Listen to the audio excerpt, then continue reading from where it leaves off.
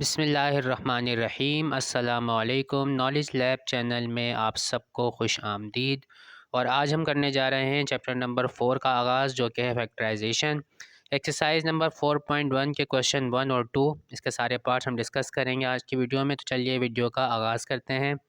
Question number 1, factorise the following. और इस सवाल के अंदर जो फैक्टराइजेशन के सवालात आपको गिवन है, इसके अंदर हमें कॉमन फैक्टर जो है फाइंड आउट करने, यानी कि कॉमन निकालने वाली जो टेक्निक है वो अप्लाई होगी इसके अंदर। तो पार्ट नंबर 1 है 4x plus 16y plus 24z। 4x plus 16y plus में 24z। तो सॉल्यूशन, अब देखें यहाँ पर हर टर्म के अंदर 4 जो है वो कॉमन आ रहा है। किस तरह से वो देखें, मैं आपको समझाता हूँ कि किस तरह से आपने देखना होता है। देखिए यहाँ पे लिखा हुआ है 4। अभी जो इस वाली टर्म है, सेकंड वाली टर्म, इसमें 16 लिखा हुआ है, ठीक है। 4 नहीं लिखा हुआ लेकिन 16 है। 16 एक ऐसा नंबर है जो कि 4 के टेबल में आता है। यानी अगर कुछ इस तरह का नंबर हो, इस तरह की वैल्यू हो जो किसी दूसरे टेबल में आती हो, ठीक है, तो हम उसको कॉमन निकाल सकते हैं। जैसे यहाँ पे 4 है तो 4 का मल्टीपल यहाँ 16 मौजूद है। सिमिलरली 24 भी 4 के टेबल में आता है। तो इसका मतलब हम 4 को जो है इन तीनों टर्म्स में से कॉमन निकाल सकते हैं, ठीक है। तो 4 जब मैंने यहाँ पे देखें कॉमन निकाला इसको, तो अब लगाऊंगा मैं ब्रैकेट। अब मैं हर टर्म को 4 से डिवाइड करूँगा और फिर यहाँ पे लिखूँगा। तो जब मैंने 4 को डिवाइड किया ऐसे देखें तो ये हो जाएगा मेरे पास x, उसके बाद प्लस एज इट इज़ आ जाएगा। फिर 16 को जब 4 से डिवाइड करेंगे आप तो आ जाएगा 4 और y एज इट इज़ आ जाएगा। फिर प्लस, और उसके बाद 24 को जब 4 से डिवाइड करेंगे आप तो आ जाएगा 6 और z यहाँ पे एज इट इज़ आ जाएगा, ठीक है। तो इस तरह से हम जो है ये कॉमन निकालने वाला मेथड इस तरह से यूज़ करते हैं। अब मज़ीद इसमें देखें कुछ भी कॉमन आगे नज़र नहीं आ रहा हमें ऐसा, ठीक है। तो x वाई जेड बिल्कुल डिफरेंट चीज़ें हैं। सिमिलरली यहाँ पर देखें 4 और 6 आ रहा है, तो यहाँ से अगर कॉमन निकाल भी लूँ मैं तो कोई फ़ायदा नहीं है, ठीक है। कोई फैक्टराइजेशन मज़ीद नहीं हो पाएगी, कोई मज़ीद फैक्टर नया नहीं मिल पाएगा, तो इसलिए हम इसको यहीं पर स्टॉप कर देंगे। अब क्वेश्चन नंबर 1 का पार्ट नंबर 2 है। एक्स स्क्वायर लिखा हुआ है प्लस में 3x स्क्वायर वाई प्लस में 4x square Y square Z. अब यहाँ पे देखिए मैंने कलर कॉम्बिनेशन यूज़ किए हैं। देखिए यहाँ पे ब्राउन कलर से ये एक्स स्क्वायर मैंने जो है वो मार्क किया है। इसका रीज़न ये है कि एक्स स्क्वायर देखें हर टर्म के अंदर मौजूद है, तो इस एक्स स्क्वायर को मैं इन तीनों टर्म्स में से क्या कर लूँगा, कॉमन निकाल लूँगा। तो एक्स स्क्वायर को मैंने कॉमन निकाल लिया। अब ब्रैकेट लगाया।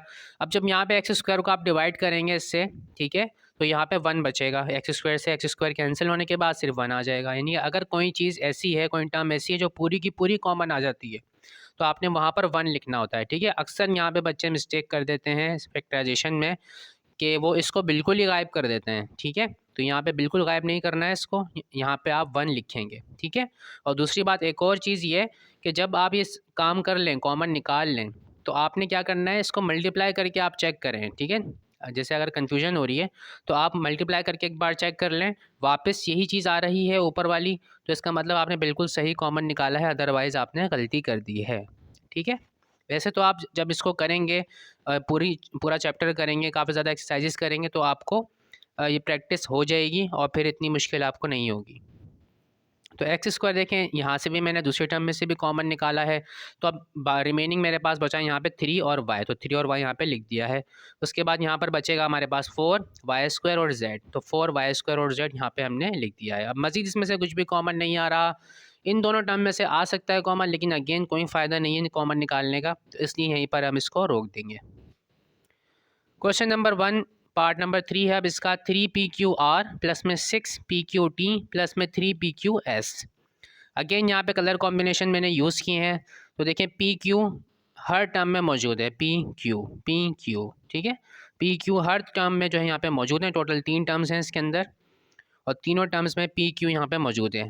अब 3 देखें यहाँ पर, 3 यहाँ पर भी है। सेकेंड टर्म में 3 का मल्टीपल है, 3 2 6 होता है, और थर्ड टर्म में भी 3 मौजूद है, तो 3 भी हम कॉमन निकाल सकते हैं। तो 3PQ हम पूरा कॉमन निकाल लेंगे। फिर ब्रैकेट। अब फर्स्ट टर्म में से हमारे पास क्या बचेगा, 3PQ यहाँ से देखें जा चुका है, सिर्फ R बचेगा, तो R लिख देंगे, प्लस एज इट इज़ आ जाएगा। फिर सेकंड टर्म में से 6PQ हमने बाहर कॉमन ले लिया है, ठीक है ना, 3 कॉमन लिया सॉरी, तो यहाँ पे मेरे पास बचेगा 2T, ठीक है। यहाँ पे 2 लिखना मैं भूल गया हूँ, तो यहाँ पे 2 आएगा, तो ये 2T आप लिख लीजिएगा। मैं लिख भी देता हूँ यहाँ पर 2 लिखा जाएगा, सही। चलें जी, ये करेक्शन कर दिया हमने यहाँ पर, तो ये 2 आ गया। उसके बाद मज़ीद 2t लिख दिया हमने यहाँ पर, उसका प्लस, और उसके बाद ये 3pq हमने बाहर कॉमन ले लिया है, तो s यहाँ पे बचेगा सिर्फ, ठीक है। तो 3pq into r plus 2t plus में s। फैक्टराइजेशन में आपने फैक्टर फाइंड करने होते हैं। फैक्टर होता क्या है, ठीक है। तो फैक्टर जो है, ये जो आपके पास आ गई हैं दो चीज़ें, एक ये 3pq आया है और दूसरा ये r प्लस 2t प्लस आया है। ये दो चीज़ें जो हैं ये इस तरह की चीज़ें हैं जो इस पूरे एक्सप्रेशन को कम्प्लीटली डिवाइड कर देंगी। फैक्टर जो है वो एक ऐसी चीज़ होती है, एक ऐसी टर्म, एक ऐसी वैल्यू होती है जो इस पूरी चीज़ को क्या कर देगी, कम्प्लीटली डिवाइड कर देगी। कम्प्लीटली डिवाइड करने का मतलब ये है कि जब आप डिवीजन परफॉर्म करेंगे तो रिमाइंडर क्या आ रहा होगा, 0 आ रहा होगा। अब उसके बाद पार्ट नंबर 4 है 9qr s square plus t square plus में 18q स्क्वायर आर स्क्वायर, ठीक है। पावर अगर 2 हो तो हम इसको स्क्वायर रीड करते हैं, तो इसलिए 18q square are square into मतलब यानी कोई चीज़ अगर मल्टीप्लाई हो रही हो तो हम इंटू का वर्ड यूज़ करते हैं, तो एस स्क्वायर प्लस में टी स्क्वायर हो जाएगा। अब देखें यहाँ पर जो ब्रैकेट में टर्म लिखी हुई है एस स्क्वायर प्लस में टी स्क्वायर, देखें यहाँ पर भी है ये, और दूसरी टर्म जो है यहाँ पर भी मौजूद है, ठीक है। ये प्लस साइन बीच में मौजूद, इसका मतलब ये यहाँ पर देखें ये पूरे एक एक्सप्रेशन है, ये वाला ये पूरा एक अलग एक्सप्रेशन है। इन दोनों एक्सप्रेशन के अंदर ये ब्रैकेट वाली टर्म देखें कॉमन है बिल्कुल, तो इसलिए ये ब्रैकेट वाली टर्म पूरी की पूरी यहाँ पर देखें कॉमन ले सकते हैं हम। मज़ीद 9 देखें अब यहाँ पर आप, और 9 का यहाँ पे मल्टीपल मौजूद है 18, ठीक है। 9 1 ज़ा 9 और 9 2 ज़ा 18, ठीक है। तो इसका मतलब 9 भी हम कॉमन निकाल सकते हैं, तो 9 भी कॉमन निकाल लिया। क्यू की पावर यहाँ पे 1 है, कुछ अगर वेरिएबल के ऊपर कोई पावर लिखी हुई नज़र ना आ रही हो तो उस कंडीशन में पावर 1 होती है। यहाँ पे देखें क्यू की पावर 2 है, ठीक है। तो कॉमन निकालते वक्त जहन में रखें कि अगर दोनों जानिब वेरिएबल मौजूद है और एक जगह पे पावर कम है और एक जगह पे पावर ज़्यादा है, तो आप लीस्ट पावर जो है उसे बाहर निकालेंगे। सबसे कम पावर वाली जो वैल्यू होगी, जो वेरिएबल होगा, जो सबसे कम पावर होगी, उससे आप कॉमन निकालेंगे, ठीक है। तो यहाँ पे क्यू की पावर 1 छोटी है, क्यू की पावर 2 बड़ी है, तो क्यू हम यहाँ पे बाहर निकाल लेंगे। क्यू की पावर 1 हमने बाहर निकाल लिया, कॉमन ले लिया। सिमिलरली यहाँ पर देखें आर की पावर 1 है, यहाँ पे आर की पावर 2 है, तो स्मॉलर पावर को बाहर निकालते हैं, तो आर को बाहर निकाल लिया। तो हमने n 9qr s square plus t square, ये पूरी जो टर्म है यहाँ पर भी है और इसका मल्टीपल यहाँ पर मौजूद है, तो हमने ये पूरी टर्म यहाँ पे बाहर निकाल ली है। तो अब यहाँ जी तो पूरा एज इट इज़ बाहर आ गया, तो हमारे पास क्या बचा, अब यहाँ पे सिर्फ 1 बचा, ठीक है। यानी जो ब्रैकेट के अंदर जो चीज़ लिखी हुई है ना, ये यहाँ से क्या बचेगा रिमेनिंग, वो हमने यहाँ इस वाले ब्रैकेट में लिखा है, और ये पूरी वो चीज़ है जो हमने कॉमन निकाली है, ठीक है। तो Q हमने बाहर निकाल लिया था, यहाँ पे देखें 2 थे Q की पावर 2 थी, तो इसलिए एक Q यहाँ पे हमारे पास बाकी रह जाएगा। इसके बाद यहाँ पे R बाकी रह जाएगा, ये बाहर जा चुका है ब्रैकेट।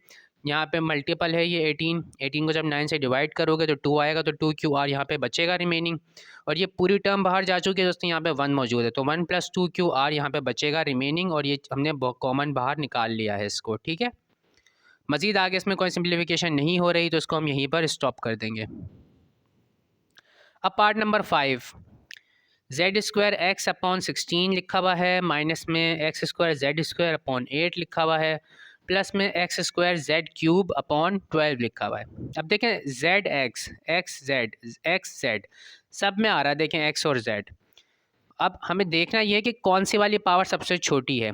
एक्स की देखें यहाँ पे पावर 1 है, तो उसका मतलब पावर 1 को ही हम बाहर निकाल सकते हैं, सब जगह मौजूद है एक्स, यहाँ पे पावर 1 है और इन दोनों में पावर जो है वो स्क्वायर लगा हुआ है, तो इसलिए हम एक्स बाहर निकाल सकते हैं, लीस्ट पावर बाहर निकालते हैं, छोटी पावर बाहर निकालते हैं। अब उसके बाद देखें जेड स्क्वायर सब में मौजूद है, यहाँ पे भी जेड स्क्वायर है, यहाँ पे भी जेड स्क्वायर है, और थर्ड टर्म में जेड की पावर है 3, ठीक है। तो हम लीस्ट पावर बाहर निकालेंगे, जेड की पावर 2 हमने बाहर निकाल दिया कॉमन।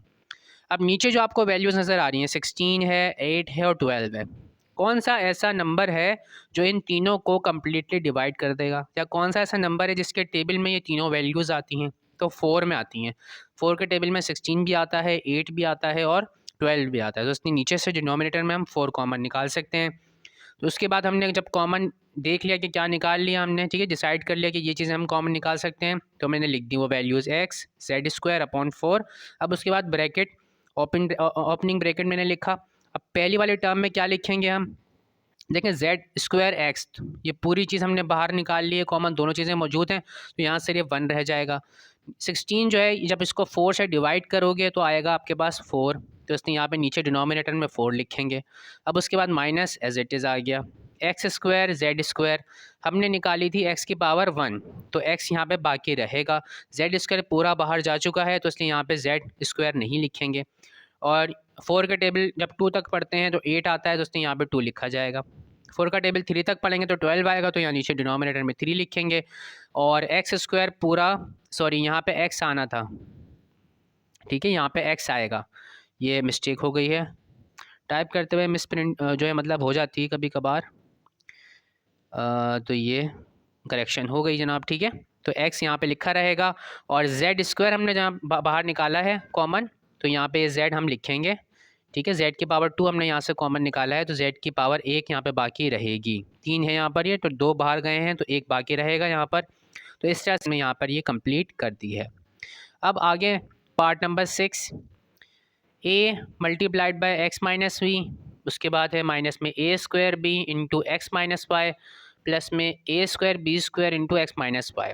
एक्स माइनस वाई देखें ये ब्रैकेट जो है, ब्रैकेट वाली टर्म ये सब में मौजूद है, देखें तीनों टर्म्स में मौजूद है, तीनों जगह पर मौजूद है। तो एक्स माइनस वाई हमने कॉमन निकाल लिया, ए यहाँ पर भी है, इस जगह पर भी मौजूद है, यहाँ पर भी है, यहाँ पावर 2 है, इसमें भी पावर 2 है, यहाँ पावर 1 है, तो स्मॉलर पावर बाहर निकालते हैं तो ए बाहर निकाल देंगे, यानी कि ए इंटू एक्स माइनस वाई हमने इन तीनों वैल्यूज़ एक्सप्रेशंस में से कॉमन ले लिया है। अब ये ओपनिंग ब्रैकेट लगाया हमने, ये पूरी चीज़ बाहर जा चुकी है तो यहाँ पे सिर्फ 1 लिखेंगे, माइनस आ जाएगा, एक ए बाहर जा चुका है तो एक ए यहाँ बाकी रहेगा, बी एज इट इज़ लिखा रहेगा, ये बाहर जा चुका है। उसके बाद प्लस प्लस आ गया, ए एक बार लिखेंगे, पावर 2 नहीं लगाएंगे, सिर्फ 1 लगाएंगे क्योंकि एक बाहर जा चुका है, और बी स्क्वायर यहाँ पे एज इट इज़ पूरा लिख दिया जाएगा, ठीक है। तो इस तरह से यहाँ पे ये कंप्लीट हो गया। अब question number 2, factorise the following. Part number 1 है 7x plus x z plus 7z plus z square, तो यहाँ पे इसका सोल्यूशन मौजूद है।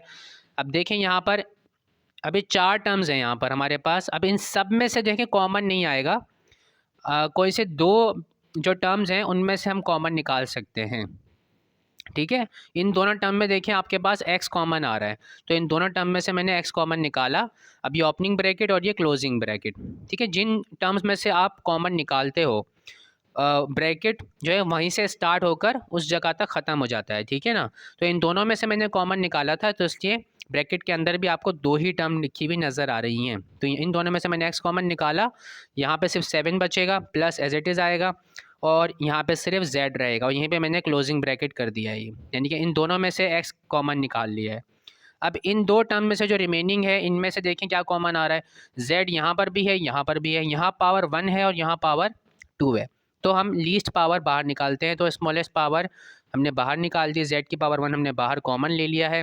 अब यहाँ पे सिर्फ 7 रह जाएगा, ठीक है, और यहाँ पर z की पावर 2 थी तो एक पावर बाहर जा चुकी है, तो यहाँ पे सिर्फ z की पावर 1 बाकी रहेगा। अब देखें आप दोनों जानिब, प्लस के इस तरफ भी देखें, प्लस के इस तरफ देखें, ये 7 प्लस z यहाँ पर भी है, इस जगह पर भी है, तो 7 प्लस z यहाँ से मैंने कॉमन निकाला। अब ये ओपनिंग ब्रैकेट, अब इस जगह देखें यहाँ पे क्या बाकी रहा है, यहाँ पे सिर्फ x रह जाएगा, तो x लिखा, प्लस प्लस का साइन, ये ब्रैकेट बाहर जा चुका है, सिर्फ z रह जाएगा। तो इस तरह से ये इसका जो है फाइनल हमारे पास फैक्टर्स हैं। अब पार्ट नंबर 2 देखते हैं। इन दोनों में देखें टोटल इसमें 4 हैं जो टर्म्स हैं, तो 2 में से जो है हमारे पास कॉमन आएगा।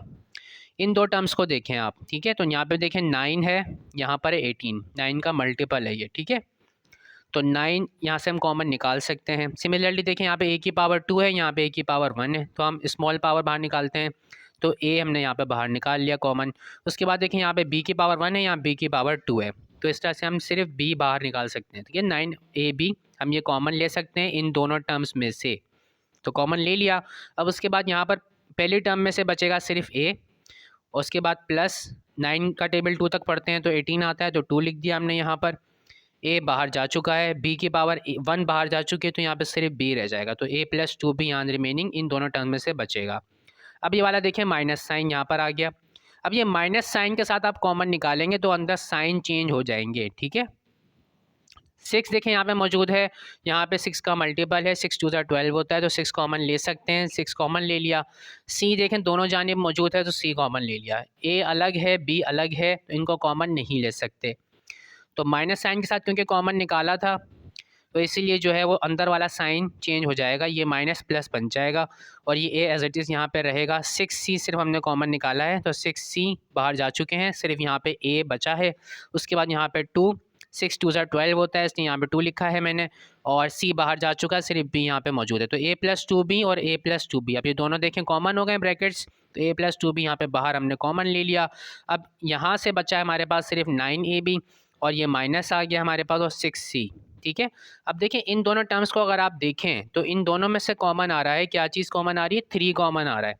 3 के टेबल में आते हैं दोनों नंबर्स, 3 3 9 होता है, 3 2 6 होता है, तो 3 यहाँ से मैंने कॉमन निकाल लिया और इसको स्टार्टिंग में ले जाके लिख दिया, क्योंकि सारी टर्म मल्टीप्लाई हो रही हैं तो इनको आगे पीछे हम लिख सकते हैं।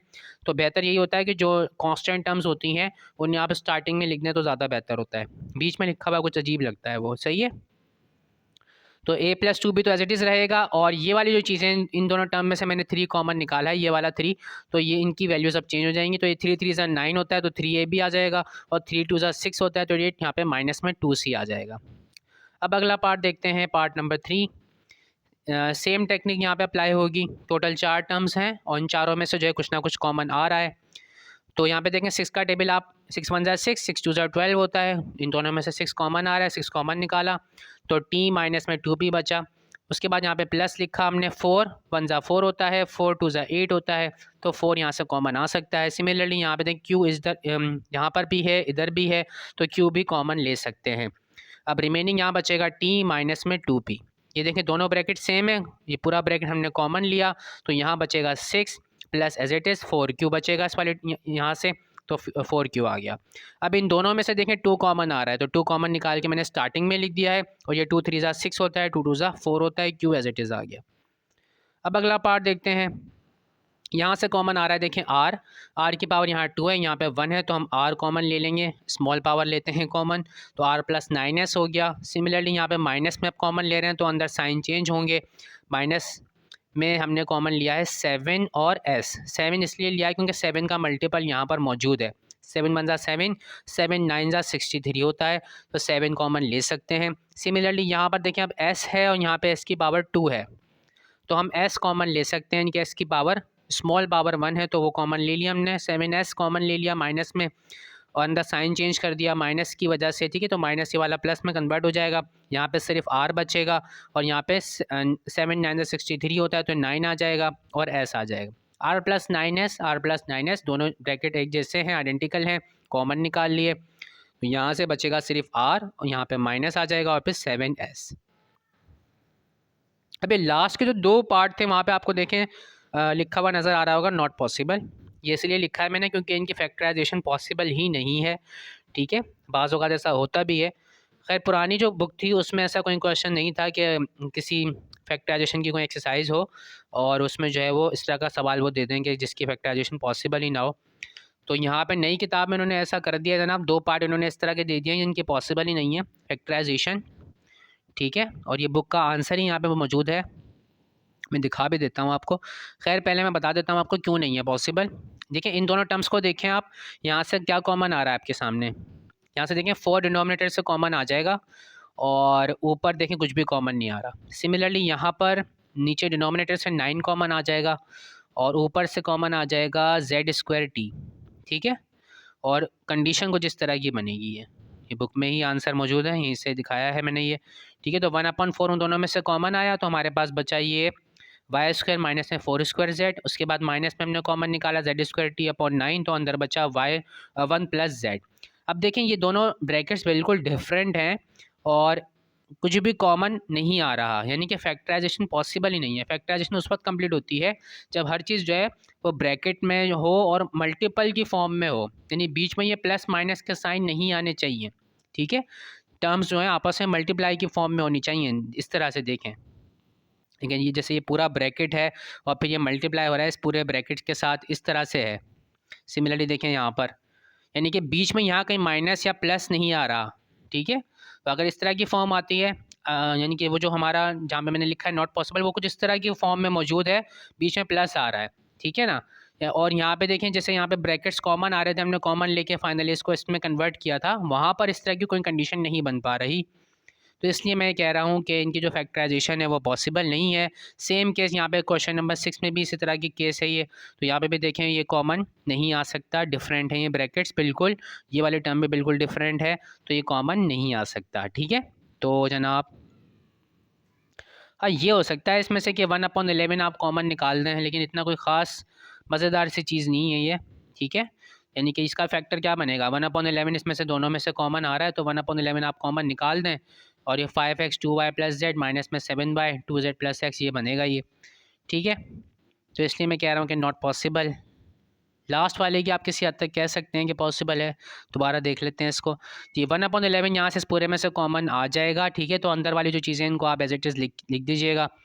और सिम यहाँ पे तो ये तो पॉसिबल नहीं है, ठीक है, ये पॉसिबल नहीं है, इसमें हो जाएगी, लेकिन बहुत अजीब सा है। चलें खैर, बहरहाल आई होप कि आपको समझ में आ गया होगा। तो थैंक यू सो मच, आज की वीडियो में इतना ही। अल्लाह हाफिज़।